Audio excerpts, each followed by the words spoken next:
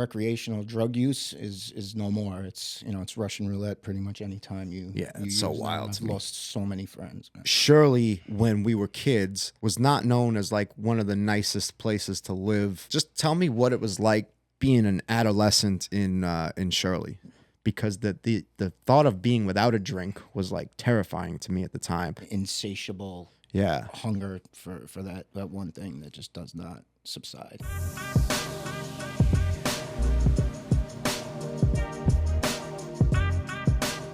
What's up, guys? No Nonsense Podcast here today with a great guest, actually, a family member of mine, Tom Murphy. So Tom has a wild story. He grew up very similar to me, actually, not far from me. Wild story, drugs, crime. Really had a tough coming up, rough childhood. Turned his life around, became a family man, electrician in New York City, and how he got to where he got and how he turned his life around when it really did not look like that was going to happen is I think is a really cool story worth telling. And he came into town to visit me, so I was like, fuck it, let's drop a podcast while you're in town if you're up for it. So this is Tom's first podcast. Yes, it is. And so yeah, he's just here to have a conversation with us, and we're just gonna let it go where it goes. So Tom, thanks for coming. Thanks for having me, man. Yeah. I'm very happy to be here. So you grew up in Shirley, New York. Yeah. And Shirley, when we were kids, was not known as like one of the nicest places to live at the time. And so much so they even changed the name of it to like give it a new spin to bring the property value up as we got a little bit older. They turned it into East Yaphank, right? Yeah. Something like that. Yes, they did. So just tell me what it was like being an adolescent in Shirley. My parents bought their first house in 1987 in Shirley. I was 6 years old, and we moved there, and I didn't see anything different that stuck out to me about the area or anything at the time. Fairly normal childhood, sports, friends, running the neighborhood, riding bikes, all normal things like that. But as I got older, I started to notice a trend in that area where I didn't see in others. Just lots of things that were done up front and in front of you that you don't normally see in other places. People, drinking alcohol, doing drugs, fighting, things like that. And I guess that neighborhood kind of brings out the worst in people sometimes. Because I think that it's almost the competition to see who's the badass of the neighborhood, really. Who's the worst? Yeah, who could be the worst or the most respected. But it was just, to me, it was just wild kids, growing up. Until I was about 12 or 13 years old, it was pretty much just normal childhood. Yeah, I remember you played baseball, and like you were pretty good at baseball, and you played hockey, and you were good at hockey. And when did that start to like get pushed to the wayside?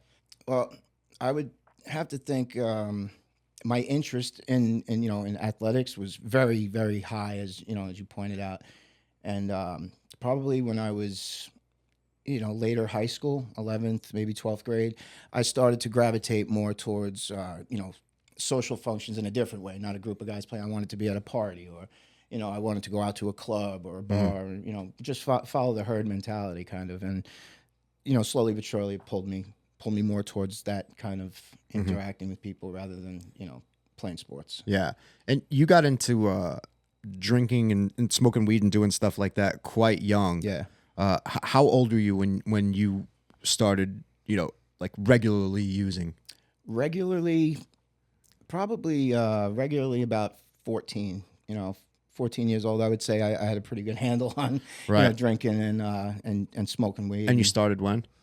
First time around 12, 13. 12, 13. Yeah. Didn't become, what I would call habitual until about 14. Yeah. What's wild is, so the first time I ever got high or drunk was with Tom in his backyard. It was the last day of 7th grade. So we all just wrapped up school, and we were headed into a weekend. So I was like, actually, I got into a lot of fights at this point, but I had never been exposed to any type of substances. I remember going in and not really knowing what to expect. And I remember we had a bunch of 40s of like Bud Ice that somebody, I think LJ stole them from his family deli. Family deli. and you guys had a bong made out of a soda bottle and tinfoil, and I didn't even know how to inhale. These guys had to teach me how to inhale, and I didn't even know if I was high or not yet. And He was. yeah, because I didn't know what to expect, what I'm supposed to do, and these kids were all clearly more street smart than me at the time, right? So I clearly remember that. I'm like, man, these guys seem to really know what they're doing, and I did not know what I was doing. So I'm drinking the Bud Ice, and I'm ripping the soda bottle bong, and by the end of the night, I'm trying to take my shoe off, and I'm pulling my shoe as hard as I can. I can't get my shoe off, and I'm like, why can't I get my shoe off? And it was on somebody else's foot, and that's all.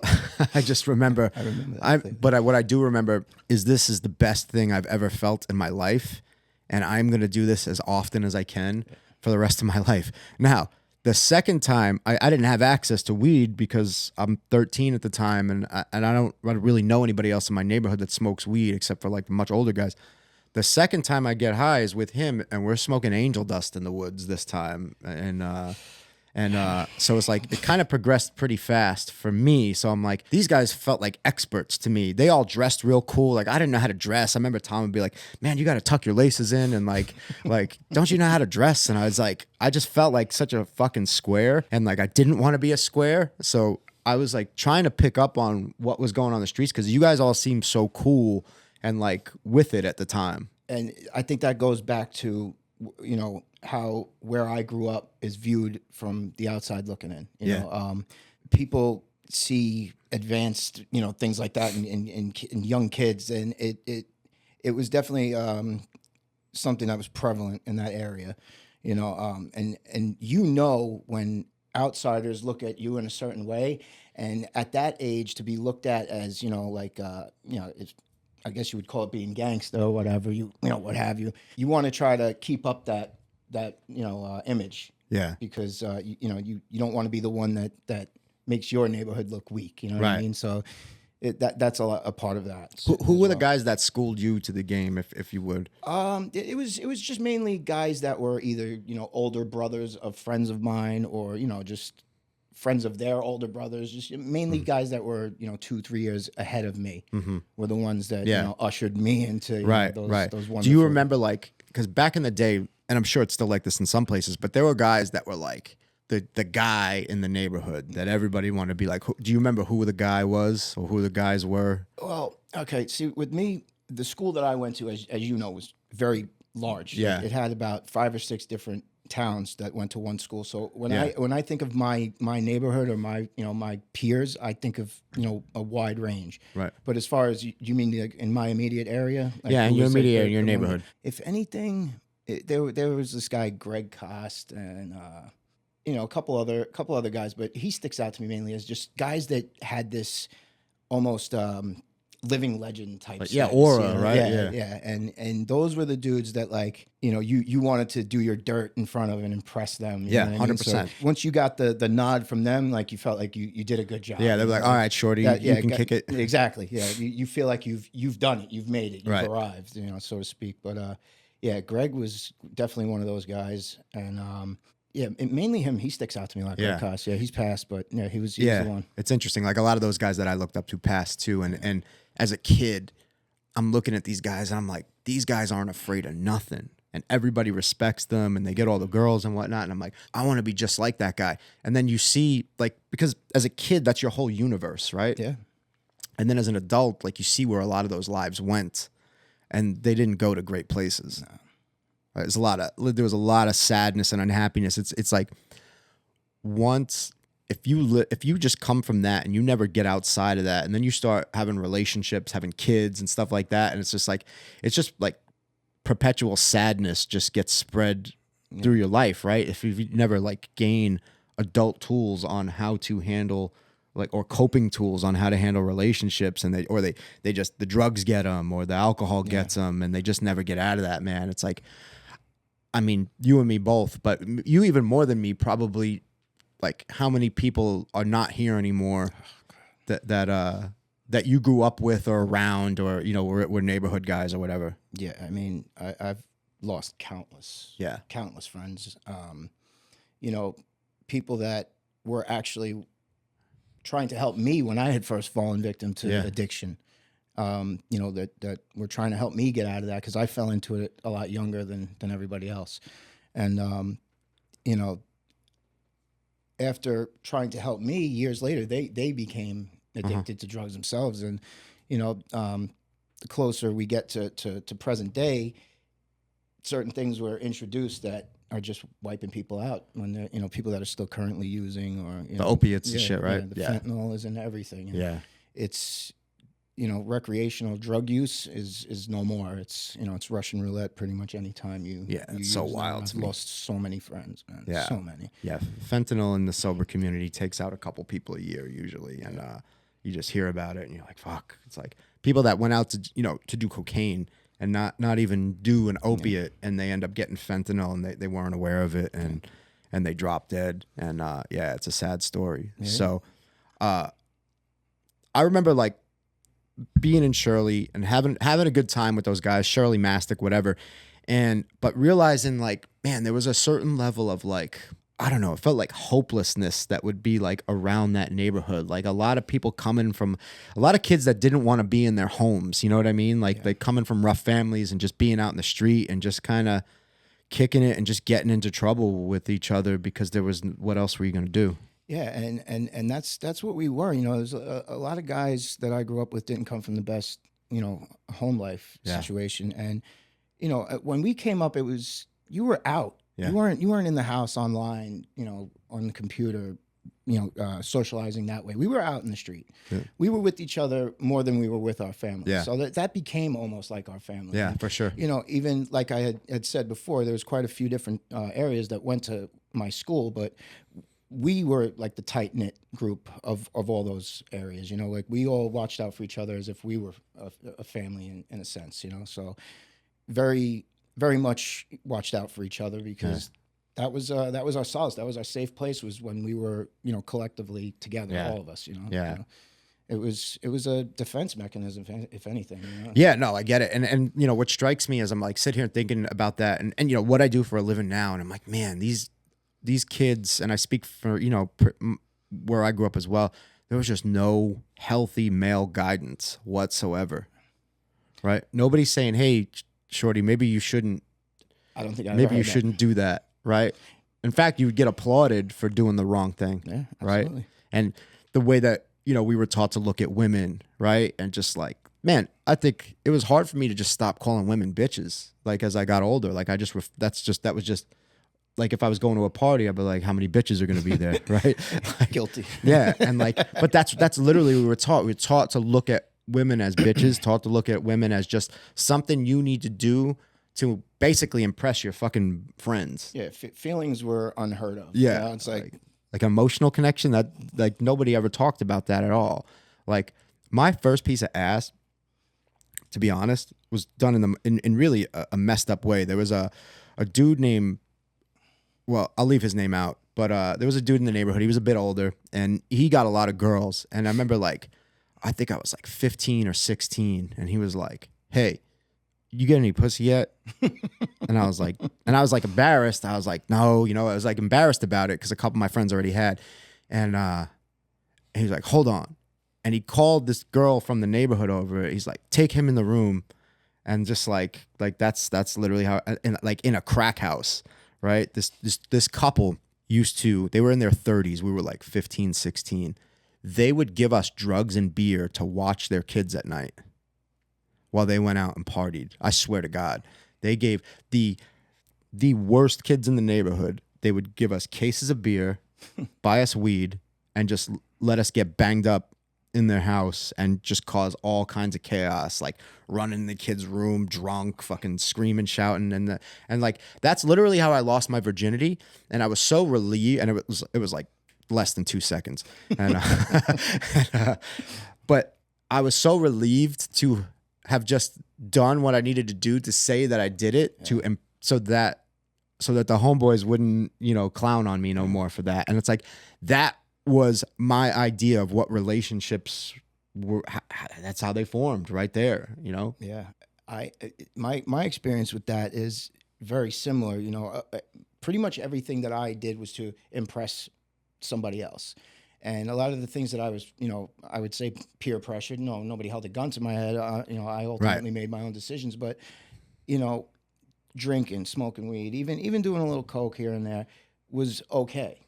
But then, these same people that I think I would do anything for, and vice versa, I had gotten hurt. I was in an accident and was in the hospital. I was given painkillers, morphine, OxyContin, all that, and I didn't know anything about opioids at the time.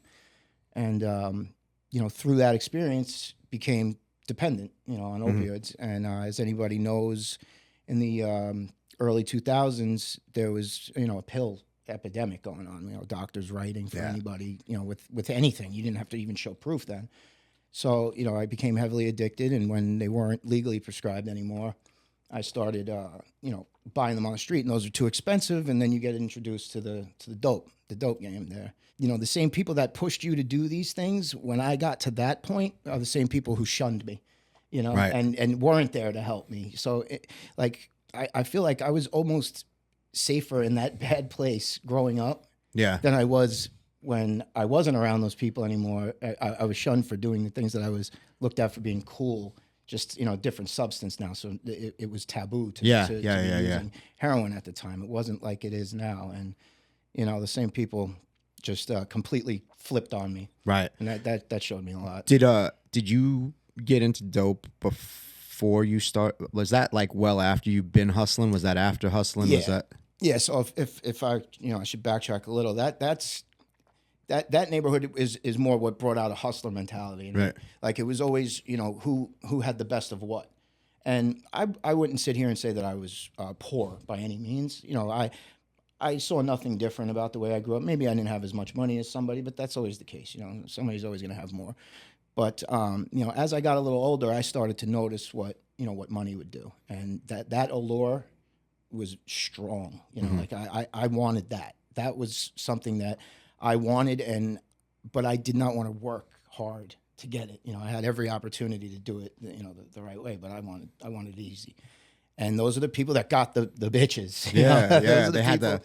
what was it, like the Mustangs with the 5-star rims Yeah, and the speakers in the back. Yeah, kickers. In Yeah, the kickers trunk. in the trunk. They had all the coolest shit. So naturally, I'm impressionable. Yeah. So I got into selling weed and nickel and diamond, making a little bit of money for the weekend. What have you, and slowly but surely that led into more quantity, and graduated to bigger, harder drugs because the money's better, and it sells itself pretty much. And So how old are you when this is going on? I was roughly selling pot when I was probably in about ninth grade, so maybe about Yeah, 14, same. 15. And by the time it had transitioned into cocaine, I was probably about 18, 19 maybe.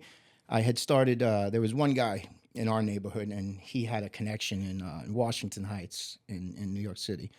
And he would go in, and he would pay about $30 a gram when everybody else out there on Long Island was paying at the time $60 to $70. So I would give him a certain amount of cash. He would keep some and bring it back for me. But he was also a user, so he was coming back short. Right. Constantly was an issue. So a friend of mine, he had gotten in a car accident and gotten settlement money, and he saw that I was able to move and make money, and he wanted to make his settlement grow. So he propositioned if he would put up the money, if I would help move it, and we would work together in that way. And I jumped on it because I was sick of my count being short. My money's not right, so we started that, and that just ballooned. That took off. I mean, we were moving a lot. So you got an angel investor, and Yeah, pretty much. right. Far from an angel. Yeah. But he used that money to flip, and I don't think either one of us anticipated what was coming. I thought we looked at it as supplying the party. Little pocket money, free shit if you want it. That was never really my thing, but if I wanted it, I had it. Which and you get that that I guess quote unquote cool guy effect. The girls like you. You got the jewelry, you got the nice car, money, and I did that for a long time. And the guy who had invested the money with me to start this, he started getting very he became very different with the money. Not in a sense of, looking down on you, but in the sense of I can do whatever I want. And what he wanted to do was get as fucked up as possible on any drug he could get his hands on. And nothing was done in moderation. He does not know the word moderation. It's pedal to the metal I identify with that all the time. Yeah, you definitely do. Yeah. And like he was just any substance, Yeah. and he began to change. So in that, I had police say things to family members that they knew what was going on, and I should leave it alone and such. And I started distancing myself from the person I was working with, and in that time, I was still business invested with him, but not so much a friendship anymore. And So what did you see when that was happening and you thought like, oh, this is getting dangerous, this is getting too close, I'm probably going to get locked up, stuff like that. How are you experiencing the friendship now? Is it just like this guy's a liability, or it's just too dangerous, or Yeah, I mean, probably a little of it, all it's a couple of different things. Right. It's that a liability, yes.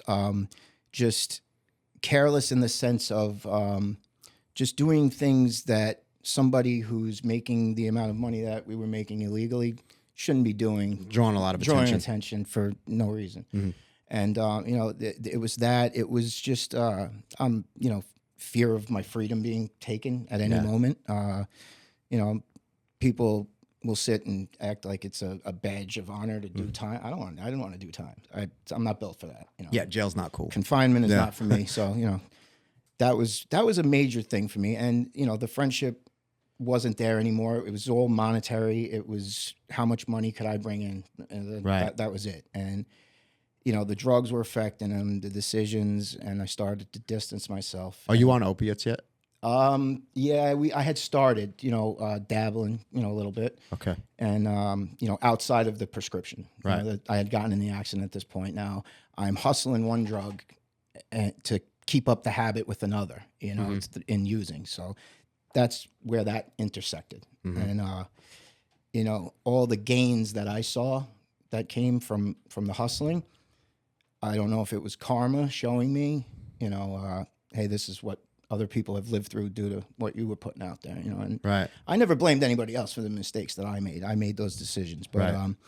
I got to see both perspectives, the hustler to the addict, and they met at that point, and the addict portion took over, Right. at a certain point. So when you're thinking about, okay, like I gotta distance myself from this, are you thinking about getting out of the game completely at that point? No, to me that was unrealistic. Yeah. There was, as much as I feared, lose the loss of freedom, I think I feared being broke and having no marketable skill. Right. That's what I was just thinking. I'm like, what's the backup plan here? There isn't one. Like you're in your 20s and you're not working. You're going out to the clubs in the Hamptons in New York City. Like, you're doing things that people in the world dream of, and you got it right there. You're not thinking about backup plans. This is it. And I was planning on, working with other people. I had some other connections as you make, throughout the years. How old are you at this time?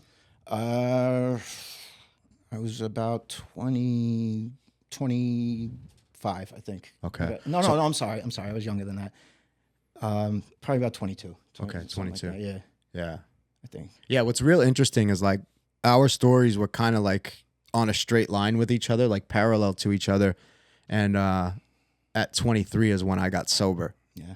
And got out of all that pretty much completely at that time. I was just getting warmed up. Yeah. Really. Yeah. I as I distance myself from everyone pretty much, I'd like to sit here and think that I made a great decision and I started to, push away from that. It was really the evolution of becoming an addict. Yeah. Slowly just wrapping Just becoming a junkie. Yeah. I never asked you this, and just a little sidebar, but I was always curious because I remember you kind of mentioning it once. Like, you're like, man, I had no idea what was going to happen when we fucking gave you this stuff. And how did you feel or think when I started going off the rails? Because we would just see each other out, but it was all fun and chaos at the time, and Yeah. we weren't talking about like our feelings at the time. No, absolutely not. We had a very friend-like relationship when Yeah. we were kids. Yeah. And like you said, we ran parallel for a while, and I hadn't hit my worst, or I hadn't accepted that I had a problem by the time you were sober.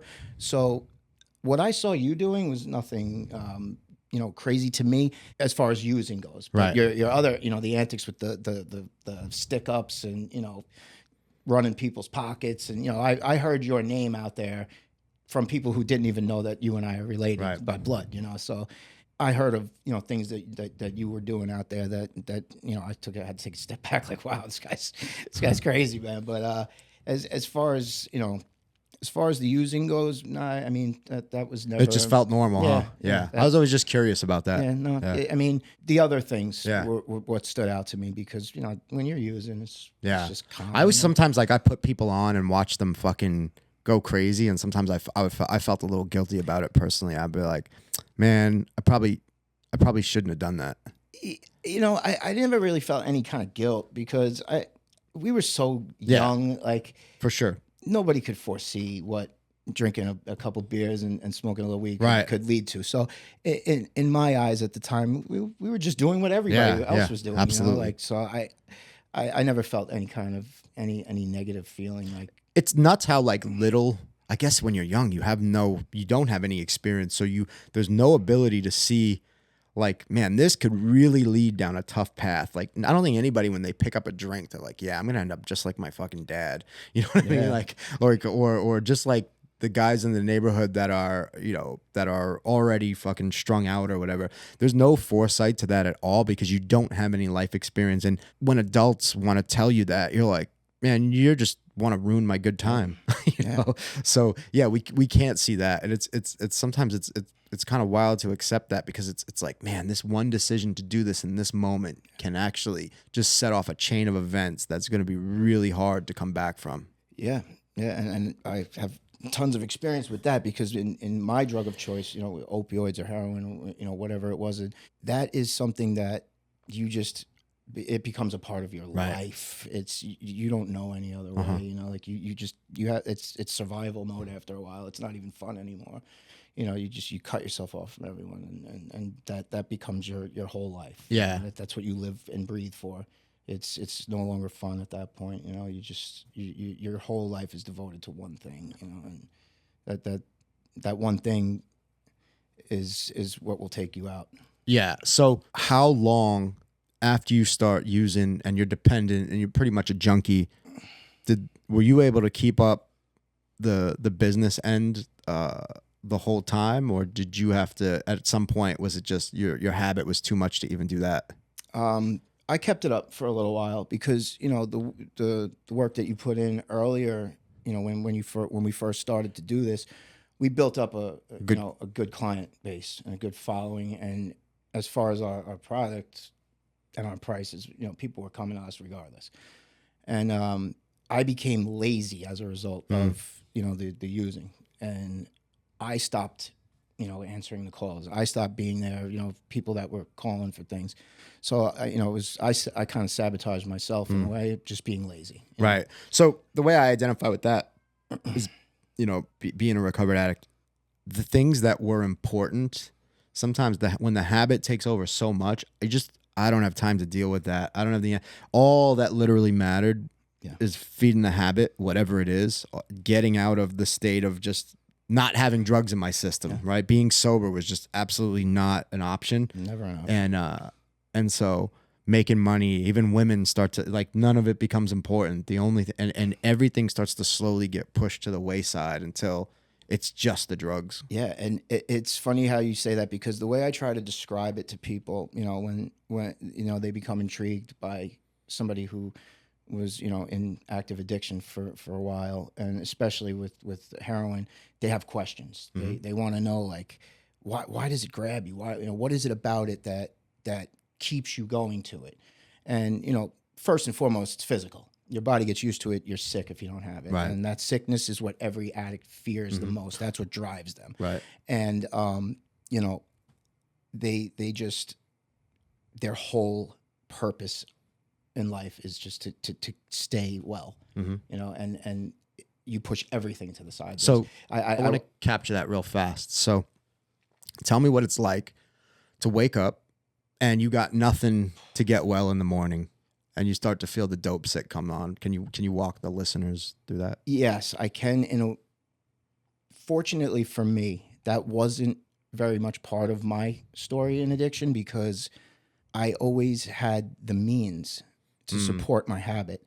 And the fear of sickness for me was so prevalent. It was with me when I was high. It was with me when I was flush Right. with dope. Like never when I was, all the time, there's always that in the back of your mind. So my experience with that would be if I had gotten arrested or, I went into a detox or, that sickness. I mean, I can't even describe, you're willing to put needles in your arms and inject things into your body that you don't know what the hell it could be just to not feel that way. Yeah. It's crippling to me anyway, and that sickness, you just wake up and the first thing you want to do is use immediately, just Right. to feel normal. That's your normal self at that point. What you are without that drug is erratic, short fuse, Yeah, just edgy, huh? edgy, everything. And you wake with that urge, that need, and if you don't have it, panic sets in. You'll sweat, your stomach lets loose, like you mentally get yourself into a withdrawal before it's actually even happening. And that was my experience, like the panic mode, until I figured it out, or I felt better. And that was only when I was not able to, if I had gotten arrested or I was in a facility or something. And I never had to go through that at home as an addict, so I can't really. But you've had to kick in like facilities and stuff like that. Yeah. It's something that's almost indescribable. I mean, you could tell people like it's the flu times 1,000, but they can't. Yeah, it's hard to picture. I get it, man. I'm so glad I never got hooked on dope. I remember being 17. I don't know if I was dropped out of school yet. It might have been just before I was dropped out of school. And a couple of dudes from Mastic that went to my high school were like, "Hey, we're gonna go to Alphabet City to Tompkins Square Park, and we're gonna get some dope. Do you want to come?" And I was like, "Yeah, I never tried heroin. That sounds good." So I get in the car with these guys, right? And we're just, we're getting blunted the whole way there. I remember we were listening to ODB's second album, like Dirty I Got Your Money, just dropped, right? So yeah, it's about 97, 98, something like that. And we're driving in, listening to that album front to back. We get to the park, and I don't know if they fucking gave me a bunk envelope or whatever. Didn't feel nothing. I didn't feel nothing. Normal. Yeah, I didn't feel nothing. Is that normal to happen? I've heard a lot of people say that. They'll go and I'm assuming you snorted. Yeah, I snorted it. They'll go and do it the first time and don't want to feel anything. And I sure as hell did. I mean, I don't know why I did, but I've heard it before. Bro, and I went back a second time, same thing. A little while later, right? And I'm so happy that shit didn't work because, man, the way that I was such a junkie without actually being a dope junkie, like the way that I lived was like a junkie. I always got along with junkies in rehabs. Like if you've never been in drug culture before or like addict culture before, there's distinct differences between crackheads, tweakers, junkies, alcoholics, right? Yeah. And I always got along with the junkies the best. They're usually the smartest and the sneakiest of the addicts in my experience. And for whatever reason, I just got along with the junkies most of the time because I behaved like a junkie. Like, it's a mentality. For me, I would be out at a bar drinking and doing God knows what else, right? Everything else. But I would need another beer on the bar or another shot on the bar while I had my drink in my hand at all times. I needed to know the other one was right there because the thought of being without a drink was like terrifying to me at the time. And so as you were saying that before, you're like, yeah, I was thinking about it even when I was high about making sure I had enough for tomorrow and just having that fucking monkey on your back all the time. Yeah, man, it's just an insatiable hunger for that one thing that just does not subside. Yeah, and engulfs your whole everything, existence. your existence. Everything is dictated by that. paid for vacations and told myself that I'll kick. You know, Yeah. before that time gets here, I'll kick. Didn't go on any of those vacations. Yeah. You know, Makes your world small, huh? very small. It was hustle up money, cop, get high. That's it. Repeat. People say, "Oh, well, just buy a bunch and you'll have it for." No, if I buy a bunch, I'll do a bunch today. Yeah. You know, Yeah. I'm not. It's not gonna last. No, yeah, for sure. So when a couple times we met socially, and this is actually before I got sober. I remember being on probation and we're being sober, running into you at house parties, coming to in the Hamptons, coming to a house party at your house for New Year's Eve. I'm on felony probation at the time, and I meet you, right, and you're working with a gentleman that's a wild character. And you don't have to say his name if you don't feel comfortable to, but this guy was essentially like the head of this operation, and this, you know, that empire ended in a pretty dramatic way, and I think it's an insane story. Yeah. And I would love, if you're comfortable, if you want to walk us through just what that whole thing was and just lay out the facts of it. Yeah, I mean, I don't mind. The person I was alluding to earlier, the financial backing that I got, is my boy D. How I explained that we came from a couple of different neighborhoods and all converged in the same high school. When you asked me who that guy was in the neighborhood, he was that guy in the whole district of Longwood School District, you know, and he just was feared by every guy I knew, and people that I didn't know feared him. Girls were into him. He was really smart, did well in school. You know, just a badass that Jacked. Yeah, huge, a big muscle head, juiced up, you know.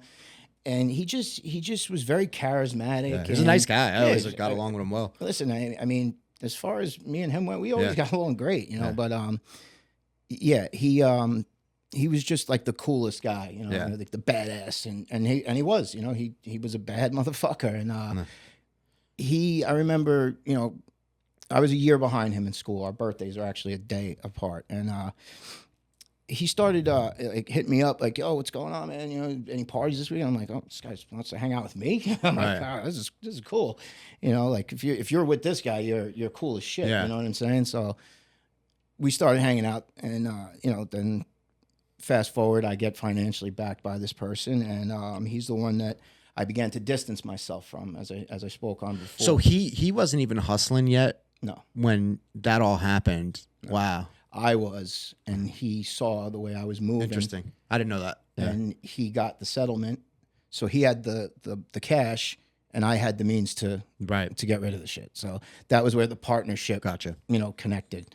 It you know, it wasn't like 50-50 with cash or anything like that. It was my hustle and his sweat equity. Yeah, pretty much. And you know, he just, when he stepped into it, it just ballooned. I mean, you know, we're talking like keys, 7 to 10 a week. He wasn't lazy about the hustle. No way. No, he was never lazy in any capacity. He just wanted it quick and in big stacks. You know, I can't blame him for that. Right. But, you know, that was what drove him. You know? And you know, he pressing, re-rocking, like it was no joke. And you know, and it, as I said, it ballooned. It just progressed, and you know, with that growth, you know, comes a reputation, like, you know, that you've got to protect your investment, which in the beginning was me.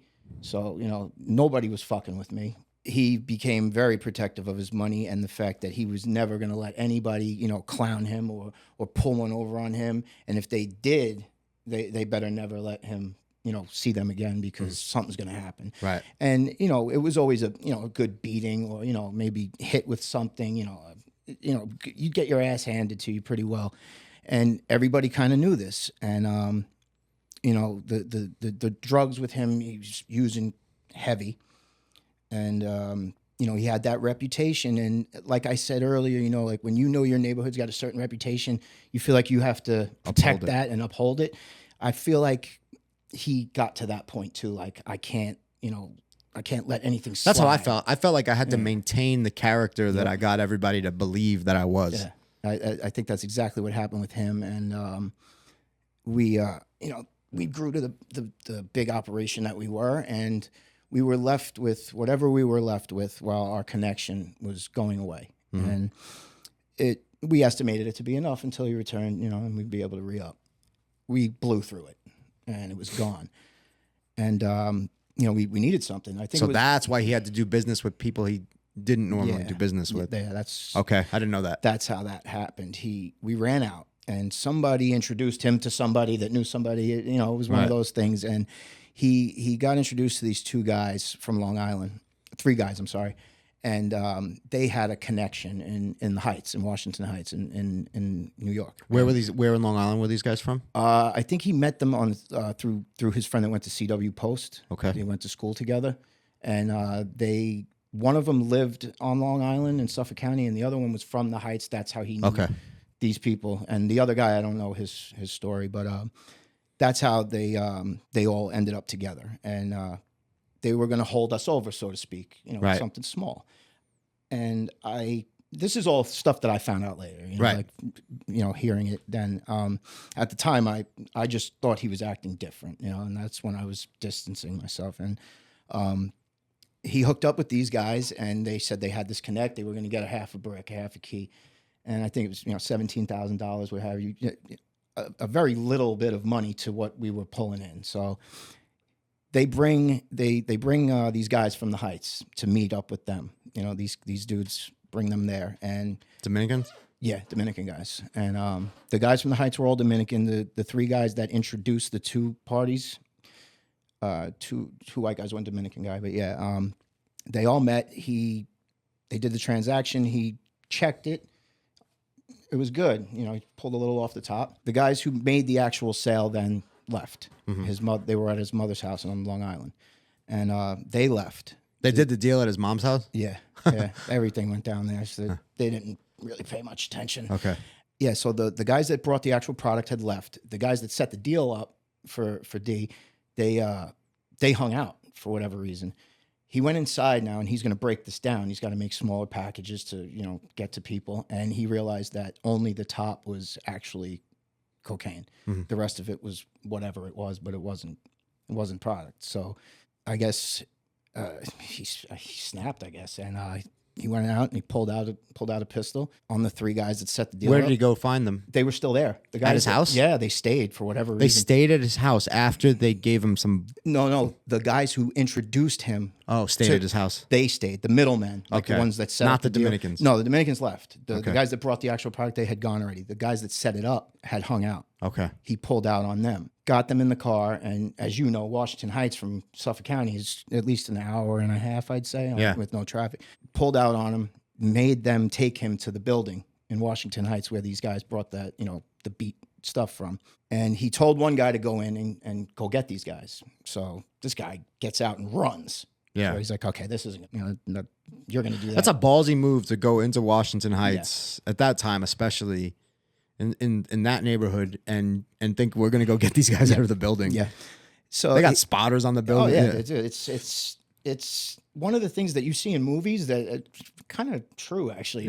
Most of it's not really embellished, but yeah, it's a ballsy move, definitely. But he knew that this one guy particularly was very well known, and he brought these guys out there. So his plan was to have them get these guys out to where he was, not to necessarily go into their territory. So the one guy takes off. He's like, all right, this is what everyone's going to do if I say go ahead. So he has an apartment in Queens. Now, his mom's house on Long Island is where they did the deal. They go to his apartment in Queens. So D's got an apartment in Queens. Yeah, he's got an apartment in Queens. They had done the deal on Long Island, but when he had sent the one guy into the building to go get these guys that beat him, he took off. So he brought the other two back to his apartment in Middle Village, Queens. And his next idea was, I'm going to have this guy call these guys, and we're gonna figure this out. So he has the guy make the phone call, and he tells him, listen, I have your boys here, and if I don't get what I paid for, or I don't get my money, I'm going to kill them. And I'm not fucking around. Yeah, we don't care. So he said, you don't really? Okay. He pops him, shoots him in the legs. So he knows he's delivering the message that I'm not playing. You know, you're going to do something, or I am. You know, one of us is gonna budge. So guys again say, we already told you, we don't give a shit. Do what you got to do. And you know, he did do what he had to do, and he actually ended up taking the life of both of the guys that set this deal up. And we're definitely privy to what was going on because they had wads of the money in their pockets, you know, is what I was told later on, you know, in his way of justifying what Right. he had done. And I mean, it went so far beyond where I ever saw anything ever going. Like when you were saying, if we had the wherewithal to know where Right. certain decisions would, you know, and when it got to that point was just the ultimate eye opener, Right. you know, see who I was dealing with, the world I was living in, and the things I come to be okay with or just desensitized to Right. were just things that I look back on and I'm like, how the fuck did I ever? Yeah, yeah. So can you, if you're comfortable with it, can you take us to how the whole thing was found out? I mean, it's all pretty well documented. Yeah, I so mean, you could read it online. you can read it online or on the news Yeah. if you choose to. Yeah, I mean, this is a long time ago again, and everybody's Yeah. been found responsible for whatever part they played. But yeah, I'm sorry, what was the exact So question? just the facts of what he actually did. Okay. With the guys that he killed, and then Yeah, so like I had said, he took the life of both of the guys that set the deal up. They were indeed in on it. You know, they had money that he had given in their pockets, and he had shot both of them, and then he dismembered the bodies. that's the part I can never wrap my head around. Like I can almost understand the you know, doing what you got to do. That deal goes south. You're in that world. Yeah, you're in that world. It's kind of to be expected.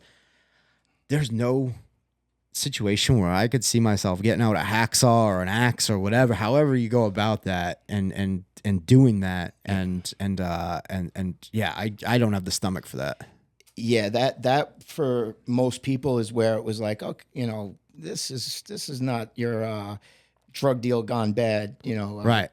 typical, unfortunately, say typical, you know, style of a murder. Right. You know, we've all seen that happen a million Yeah. times, but when you get to that part, it's just like, okay, something's different about Yeah. this guy. You know what I mean? And he did indeed dismember these guys, and he had his at the time girlfriend there while this was going on, and another guy. Can you imagine being that girl watching this going on? No, actually I couldn't. But you know, she had never been in trouble a day in her life. Right. She was like the girl next door type, and their relationship wasn't all that long. So she was just seeing all these things, like Jesus. mind blowing. I can imagine. And you know, there was another guy there. This guy Jay was there, and you know, they all were witnessing this, and he bagged up the bodies and drove them back out to Long Island. So this happened at Queens. Yeah, that happened in Queens at his apartment, and then he did what he did, and then drove the bags to Long Island and dispersed parts throughout a runoff, like a sump behind his mother's house, and in his mom's actual backyard. He buried Wow. pieces of these gentlemen's bodies, and this was in the summertime, so he got very, very weird after this, and I couldn't figure out what it was. You know, there was just something was Yeah, off. You know, totally. you could just feel Spidey it. senses going Yeah, off. I Right? mean, yeah, I'm tingling like crazy, and I just feel something's wrong. You know, I'm getting stories of like why we don't have anything. Like, oh, I got robbed, and I'm like, that just doesn't sound right. You're not just gonna roll. Like, I know him. You know, Right. it's never that casual. You know, Right. like, oh, somebody robbed me. No, No. it doesn't go that easy. So I knew something was up. I just didn't know what. And I remember being out and getting a phone call that he had been arrested. So what happened was, being that it was the summer in New York, we have real hot, humid summers, and there's a smell to Yeah. you know a decaying body, and neighbors in the town were complaining about the smell. So the town came, investigated, and found what. So that's damn. So that they invest. How long after the actual event is this? I think roughly 2 weeks. Oh, it's not very long. No, not very long at all. It was spur of the moment and very sloppy. So Yeah. you know, the trail of breadcrumbs was there. Yeah. I just had to follow it.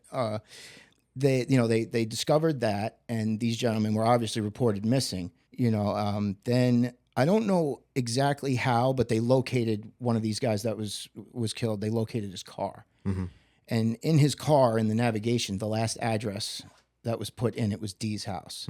So immediately was enough for them to say, let's see what happened here, because their timeline, their chain of events, like matched up with around that time, and they that was what led them to him. And I don't know exactly what they did to get to the point where they busted him, but that was what led them to him, and he, with the hopes of being granted a sentence with parole, told them pretty much everything, and put everything on himself. He tried to spare the two other people, his girlfriend at the time and a friend of ours, of being held responsible for anything he did.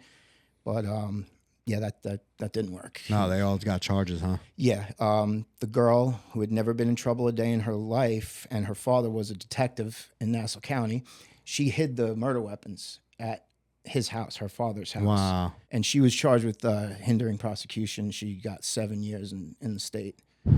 And the other guy who was there, who quite a few people presumed to be me before they knew facts, because we were always together. That was the guy who kind of like sat in my seat when I started. When you moved away. Yeah, when I started to distance myself, he was the one that was there. And he got 25 years to life. And D got life without parole ever. And from what I understand, he is doing the exact same things in prison as he was doing, out in the street. Just wilding out.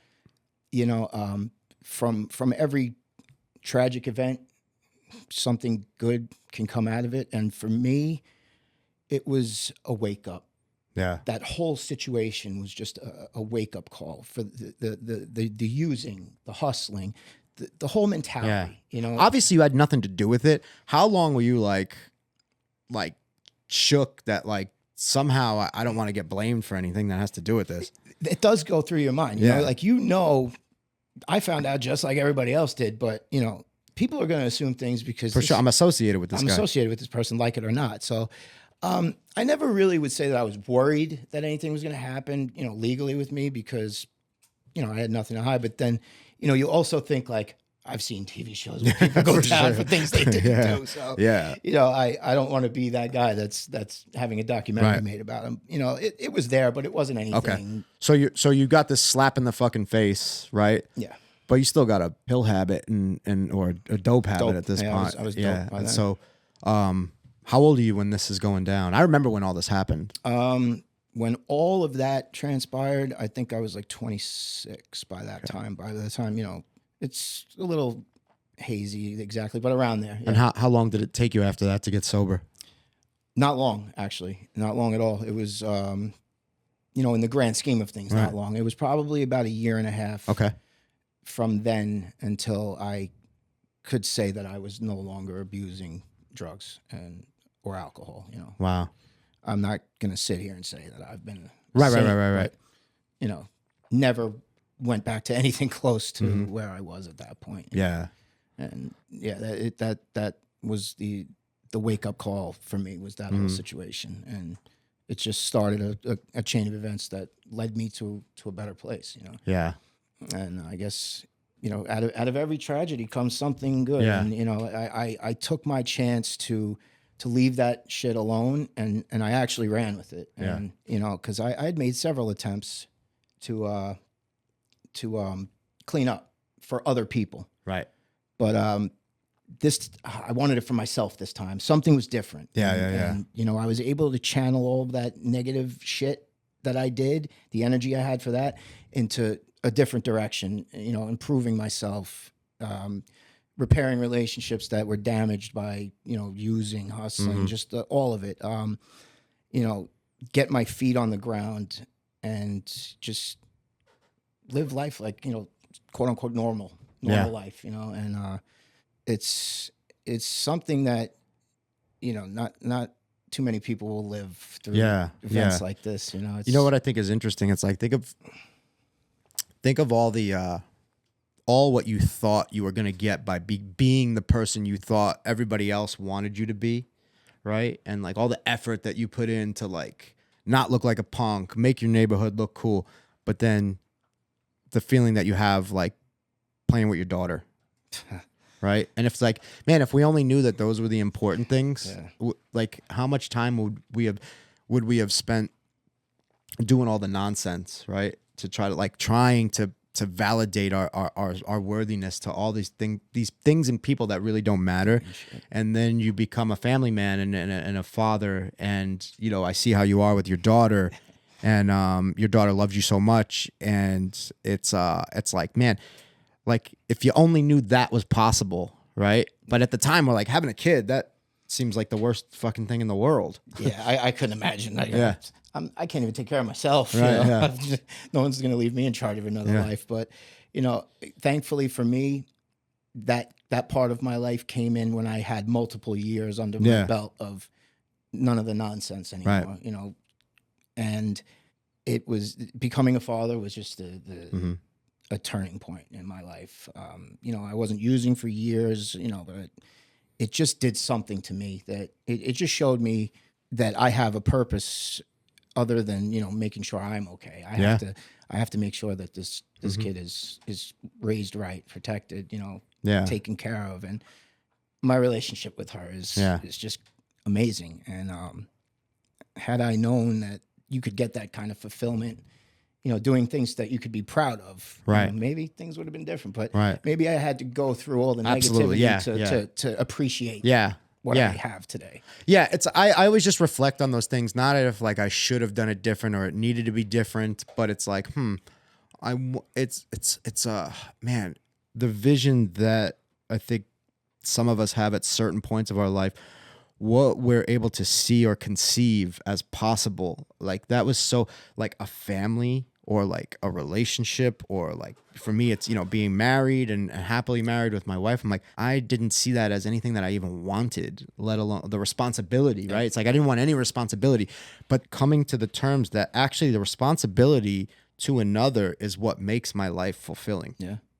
You know, Yeah, It's absolutely. like you could have never drilled that Absolutely. through my knucklehead as a you know, young 20 something or a teenager or even in my early 30s, to be honest. Yeah, I could never picture that Yeah. that being part of my life, you Yeah. know, and now I could never imagine it not being. Right. You know, like I could never think of another way. Like this, I feel like I'm where I'm supposed to be, regardless of how I got there. Right. I ended up where I'm supposed to be. Yeah. You know, and I had to swim through a mile of shit to get there, Right. but I have a lot of work to do, just like anybody else. I have my issues, I have my hangups, but you know, my life as a whole ended up where it should be. Yeah. I think, you know, career, Yeah. a beautiful 6-year-old girl, you know, just living Yeah. and trying to enjoy my life with the simplest things that, Yeah. you know, I thought enjoying my life was, you know, financial Yeah. wealth and, you know, having all these material things, but it's not. Yeah. Yeah. That's why it was cool. I was like, you know, you had told me, man, I never really traveled nowhere. I went to Vegas once, and that was like 20 years ago. Yep. I was like, so to have you come out to California and look at some palm trees and Mind blowing, man. and just, you know, open up the world a little bit for yourself. It's been cool to just watch you enjoy what's out there, and you know, it's cool, man. It's cool. Like obviously your story is entertaining, right? But it's also the human quality of just like, man, losing all hope and then, you know, creating hope through, you know, your relationship with your daughter, I think is a really beautiful thing. And I think it's just like, man, we all get, I mean, I don't want to say we all, there is a tendency for young boys, particularly that grow up in places that don't have a lot of hope, to glamorize certain things. And it's like, I get it, you know, I get it. It's easy to glamorize, especially when you just watch Hollywood.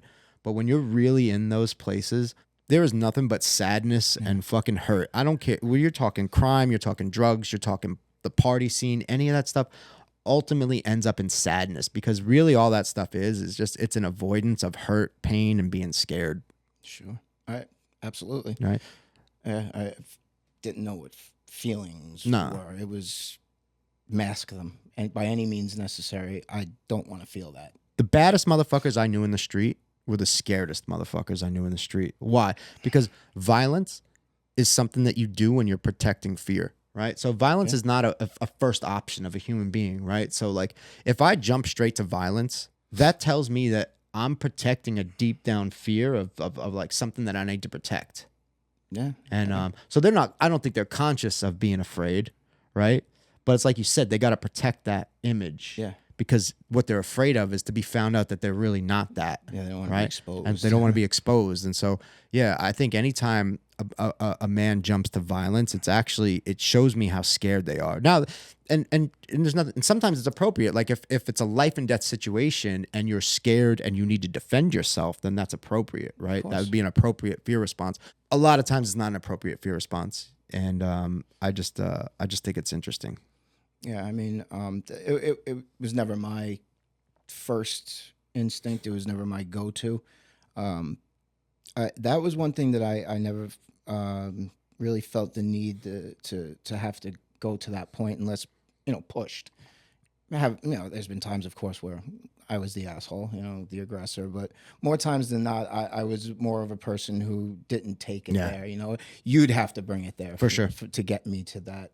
Well, I was that scared person, so I just went to violence because it was very easy and inconvenient, and it also just kept me from having to feel any type of way I didn't want to feel. I just got to feel control. Yeah, I think that's what the control is what you're looking for. I think, right, in a situation like that, absolutely. You want to control what's going on. Nobody else is going to dictate this situation. I'm gonna. And I can relate to that tactic, just not using violence to control it. 100%. Situation. Yeah. Well, Tom, I want to thank you for coming on and spending some time with us here on the podcast and sharing that story. And I hope the listeners enjoy the story. I hope they take something away from that. And Tom's not selling any products or anything like that. He's just a dad and an electrician in New York City, and he just wanted to come on and share his story. So thank you for having me, man. I was very excited to come out and do this. Nervous, but you did good, man. Thank you. I appreciate it. Yeah, you did well. A lot of firsts. A lot of firsts this week. Yeah, so that's I super cool, man. enjoyed it. Thank you. Right on. Thanks for having us. All right, guys, we'll see you guys next time. Like, share, subscribe, tell your friends. See you soon.